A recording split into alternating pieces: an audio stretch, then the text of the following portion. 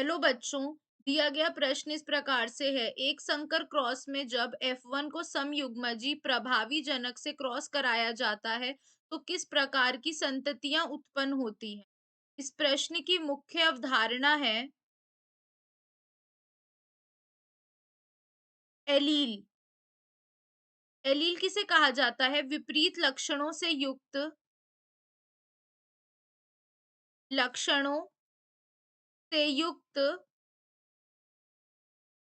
युग्म को हम क्या कहते हैं?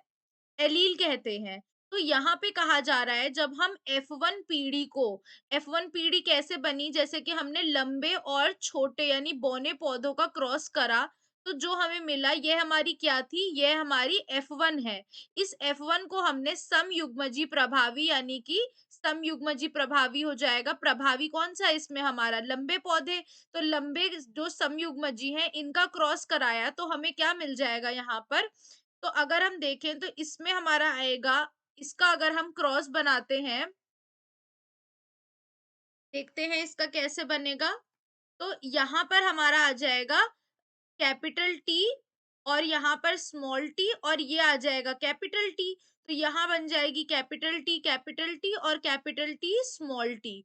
ठीक है, तो यानी कि जो हमारा यहाँ पर आया, केवल कैसा आ रहा है यहाँ पर? प्रभावी कैसे बन रहे हैं हमारे?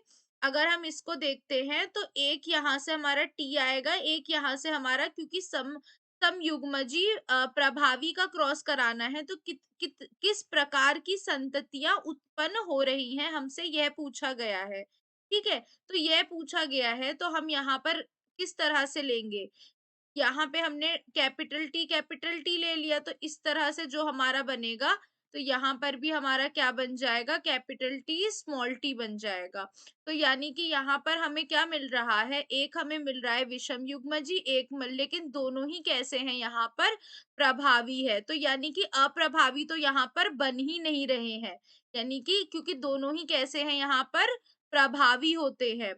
तो अब यहाँ पर अगर हम पहला देखें तो कह रहा है प्रभावी और अप्रभावी 3:1 में, यह गलत है। केवल अप्रभावी, यह भी गलत है। प्रभावी अप्रभावी दोनों बन रहे हैं, यह भी गलत है। अप्रभावी नहीं बनते हैं। उत्तर क्या हो जाएगा? विकल्प डी। आशा करती हूँ आपको समझ में आया होगा। धन्यवाद।